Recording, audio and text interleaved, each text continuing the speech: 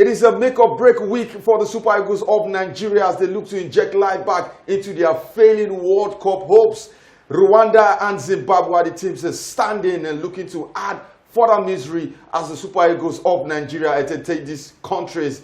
Welcome to another exciting edition of Sports Pizza. My name is Edwin Onyebolise. It is an action-packed show where we have a lot to dissect, a lot to unpack, both from the home scene and the foreign scene. Don't forget that Formula One is back. We'll be giving you all the stories from the world of Formula One tennis. And don't forget, as always, we'll wrap up the show with our Tipsters Corner, where we give you some exciting, interesting, and informative betting tips for punters. Don't change the channel. We'll go on a short break. When we return, I'll bring David on board, and together we'll dissect all that we have in store for you.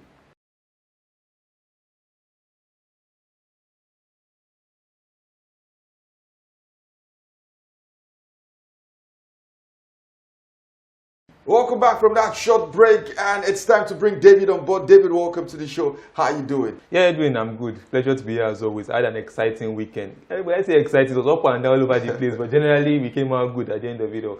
You talked about the World Cup. I mean, so a lot of people have talked about, we must be at USA, Canada, Mexico in 2026. I'm not on that, I'm not on that part yet, but I think we should be there, hopefully. Talking about the World Cup, David, we have Rwanda this weekend, and 4 days later at the Godswill Akpabio Stadium back here in Nigeria, we have Zimbabwe. Still with the Super Eagles and our failing World Cup hopes, are you confident that the 2 games will give us maximum results? Edwin, on the confidence level, on a scale of 1 to 100, I'm probably on the 60 right now, how confident the Super Eagles of Nigeria are going to be able to deliver. But I think it depends on how they're not performing against Rwanda. That game is the make or break. It's the one that is going to set up the chain reaction that's going to determine if we're going to make the World Cup or not. The team list was pruned from 39 to 23. I was of the opinion that inviting 39 players didn't make sense. But now we have 23 players. A couple of them had to be dropped due to injury concerns and stuff like that. But are these the best legs we have? Are these the guys good enough to give us 6 points against Zimbabwe and, of course, Rwanda and Kigali? I think based on what our players are doing all over the world right now, I think these are the best legs with the sprinting of guys who I think are not going to really make much of an impact. But I think the core of the team that we need actually here right now. So I think this is the best we can offer right now. Eric Chell has a very short window to put the guys up to their paces and whatever tactical ideas he needs to transmit to his team. He has barely less than a week to do that. Should that scare Nigerians in that this is a new manager coming in? The boys need to settle in. He needs to, like I said, transmit his ideas in a simple form where the players don't have to struggle to interpret it on match day. Are you sure that bringing him on board in this moment was the best decision? I think for me, I think it's a good decision. I will not say it's the best, but I think why it's a good decision is because we needed something new, a breath of fresh air. I think what Eric Chell needs to do is very easy. He just needs to come in and look back at what we did in the last few matches of the qualifiers and then just tear that script and start something new. We have the players to do it. We're in the group with Rwanda, with Zimbabwe, with Benin Republic. I think we should have done better. But I think with the quality of players, Eric Chell just needs to do 1 or 2 different things and we'll get better. Our previous manager, that's our previous foreign manager, Ose Pesero, went with a back 3. Looking at his Malian team, they go with a back 4. What should we expect with respect to the starting 11? I think for me, it's going to be a 4-3-3. I think when I looked at what he did with Mali, Mali and Nigeria don't have the same quality, but I think 4-3-3 gives him the best platform to operate. I think he likes playing with wingers. Also, his midfield, he likes playing with 1 sitting midfielder and then 2 guys in central midfield. So I think we'll see a lot of that. But one thing I like about what he said, I think Osimhen talked about, and a few other players talked about it. He said one thing that Eric Chell is going to demand from them, he has made it very clear to them, is he wants every player to give absolutely everything, 100%. So, we've looked at Nigerian players, Super Eagles players coming to the national team and not giving their 100%. But I think a manager who's going to demand 100% from them, that's the best foundation to start off from. How do you think the starting 11 would look like come match day? I think there will not be much changes. We know the goalkeeper will be Stanley Wabali. It's the best that we have right now. In defense, it's going to be Trustekong and Calvin Bassey. I think those are the 2 best defenders we have in the current squad right now. Our fullback, I think Bruno should get a big shot left back. I think that's been a problem position for the Super Eagles, but we have a player who can adequately fill in. Most managers have not looked but I think Enrique will give him a look in. And right back, the best we have a line. In midfield, indeed, I think he's probably experience and quality and what he offers is probably the best player we have in that midfield. Okay. Alex Iwobi is having a fantastic season with Fulham. Eventually, maybe Enrique will be the man to get the best out of him for the Super Eagles of Nigeria. And then Frank Onyeka or Rafael Onyedika, one of the two, is a toss-up between the two of them. It depends on how you want to go with it. Then in attack, Moses Simon, Ademola Lookman, and Victor Osimhen. Those are the best three. All right, those are the best three we have in attack in the current setup of the Super Eagles of Nigeria. Wish them all the best, and come next week, we'll hope for a positive review on the show. All right, away from that, David, let's head straight to Europe, where we'll start with the UEFA Champions League. We had the round of 16 games. We have the quarterfinal ties. Before we get to the ties, David, which games stood out for you? I think for me it was the PSG versus Liverpool game. What I expected that game to deliver was not what I saw. I expected more from Liverpool, and over 2 legs we did not see that. I think PSG took their game to another level.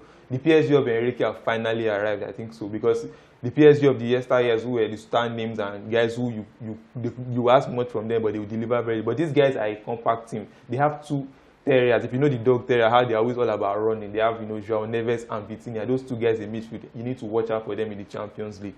All right, for Atletico Madrid and Real Madrid, of course, it really ends without controversy. The penalty, the double kick, double fault, whatever you want to call it. Where do you stand? Was it harsh? Do you think common sense should have prevailed? Do you think the law needs to be adjusted? I think for what happened, it was the right decision that was taken. We are in a place, of all the rules in football, it's one of the ones that is not subjective. It's clear. If there's a double touch, no matter how slight it is, the penalty is forfeited. So I think, but going forward, I think the rule needs to be adjusted, find a way around it, because I think the original intention of the rule was, when the ball does not touch another person, before it gets back to the kicker. That's what the double touch was all about. But this one now is quite harsh if you're looking at it from a human angle. And for the quarterfinal appearance, we have PSG versus Aston Villa. We have Arsenal versus Real Madrid. We have Bayern Munich versus Inter Milan. And Barcelona versus Borussia Dortmund. I'm going to put you on the spot. I know we have enough time to do a proper build-up. But in this moment, who are your semi-finalists?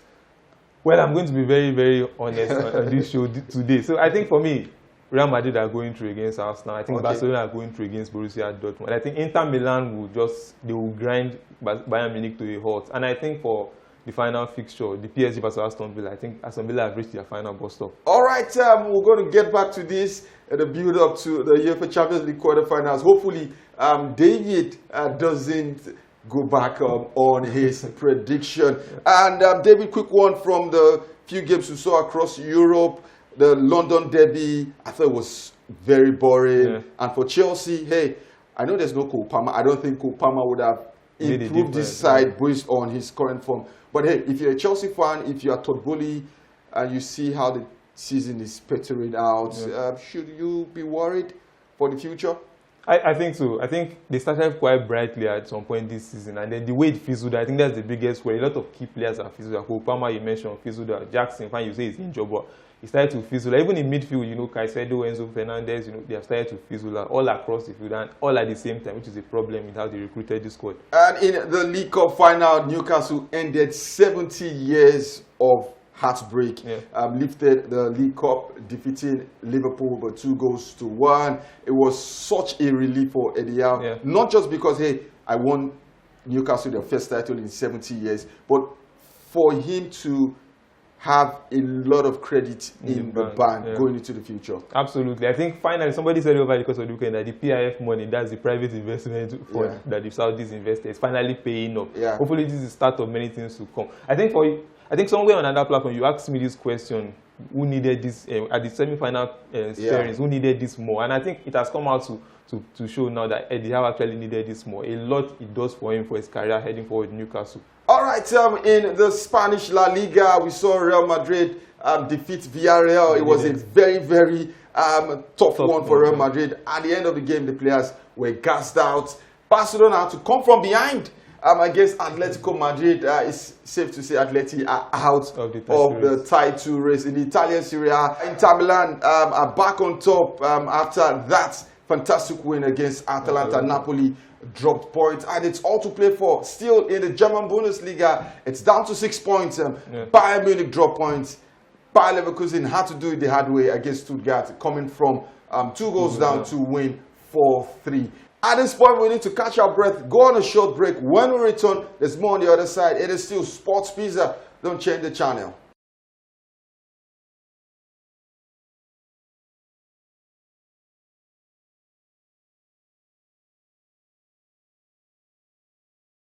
Welcome back from that short break. If you're joining us for the very first time, this is Sports Pizza, a sports show where we give you the very best analysis, information, education, and a bit of entertainment. Let's go straight to the world of Formula One. And before the start of the season, Lando Norris was emphatic. David, he said, McLaren is the team to beat. This is our year. Australia was the venue for the first race of the year. And guess what?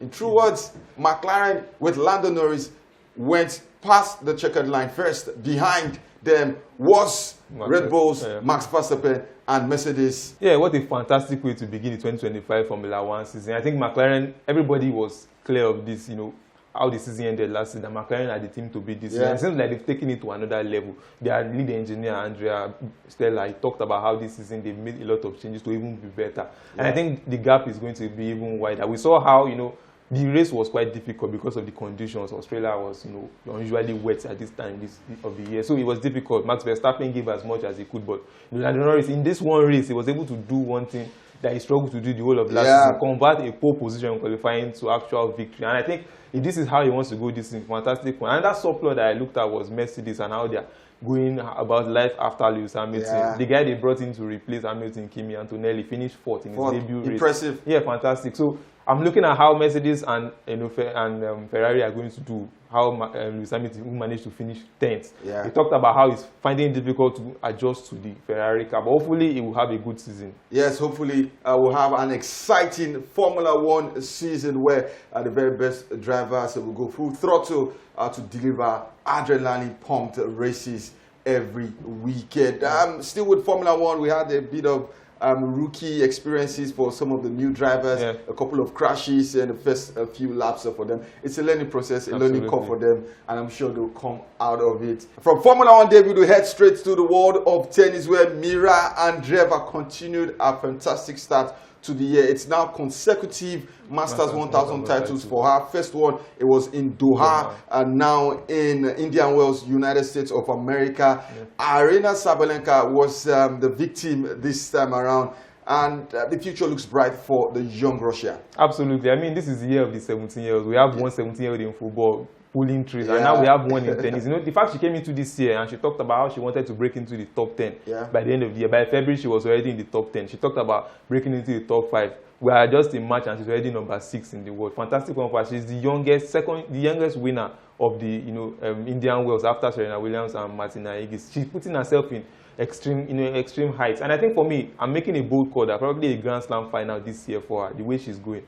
All right, she ended 2-6, 6-4, 6-3 victorious on the day. For the ATP side of this tournament, it was Jack Draper against Holger Rune, and ended in victory for the Briton, who is also having a fantastic rise in his career. Absolutely. I think 18 months ago, he was number 123rd in the world, and now he's 7th in the world. It's a fantastic rise for him. I think he's had to do it the hard way. He's had struggles with injuries, but he has just kept grinding at it. And I think he has come into 2025 and he has a point to prove. The hopes of the whole of Britain are on him. The last great Brit that he had was, Andy Murray. So hopefully he'll be the one to take the next step. Like you said, he had to do this the hard way, defeating Carlos Alcaraz in the semi-final, who I fancied for this title because he was playing some really, really good tennis. And 6-2, 6-2 for the Briton, and we're looking forward to more Masters 1000 title. And of course, don't forget the French Open is around the corner. Build up to that. We're giving you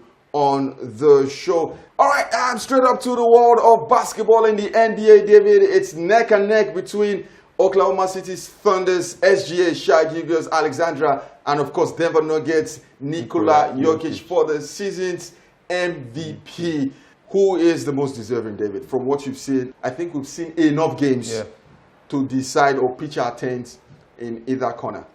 I think it's a very straight up call. You know, in terms of talent, ability, and what they're able to deliver, everybody is clear that Nikola Jokic is the most talented player in the NBA right now in terms of what he's able to do. Yeah. But for Shai, I think the kind of season he's having, you know, we saw him do it last season, and it looked like he was leading a very rookie, very young team to levels, and now it seems like they're taking it to another level. Right now, it's clear that he's the man for this team, is the one lifting this team. All their aspirations for, you know, conference finals, for, you know, the NBA finals, is the one leading it. So I think for me, it will be more deserving to be the most valuable player for this season. All right, more deserving. Let us know. You can join this conversation on our YouTube page. It is Sports Pizza. Subscribe, like, and join in on the conversation. At this point, we'll go on a short break. We'll give you our video for the week. When we return, we'll wrap up the show with the Tipsters Corner. No club football this weekend. It is strictly international football.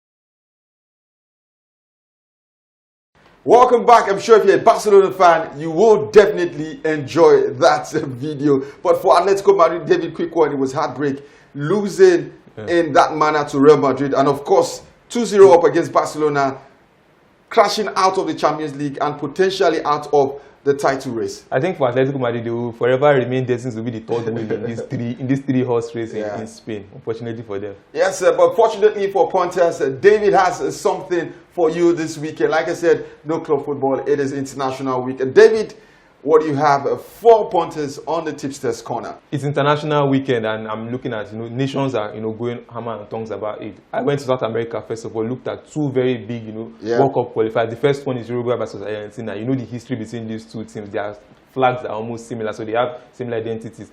And I think for me, in this picture, goals are not going to be plenty. Uruguay are under Marcelo Bielsa, one of the most stingy teams in South America. So if you're looking at the goals market under 2.5 goals, looks like a very sure banker. Both teams to score, I think no. I think it's going to be a 1-0 victory for either of these sides. So if you're going for both teams to score, you go for no.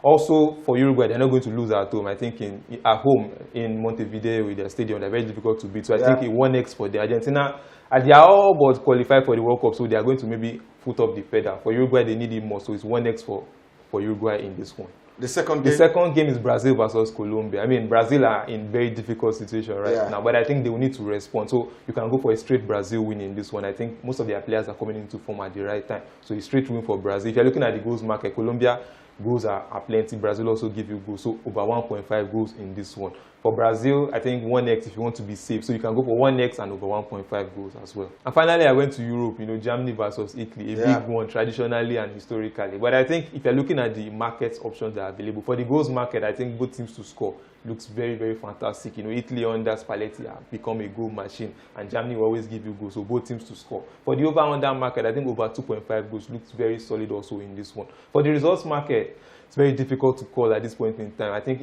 anybody win in this one, so it's not going to end in a draw. Either of the teams is going to deliver a result. Thank you, Octopus David, and be sure that you punt responsibly. This is the much we can give you on today's show. I'm sure you've had fun with us. Like I said, you can follow us on our social media platforms and enjoy lovely content on the YouTube page. David, it's always a pleasure having you on set. Yeah, it's always a pleasure doing this with you. Fantastic one as always. From Abe David, is goodbye. And from me, Edwin, and everyone on Sports Pizza, we're wishing the Super Eagles of Nigeria a fantastic outing. And God willing, we'll come back same time next week with a positive review. My name once again is Edwin Onyebolise. Until you see you same time next week, have a sporting weekend.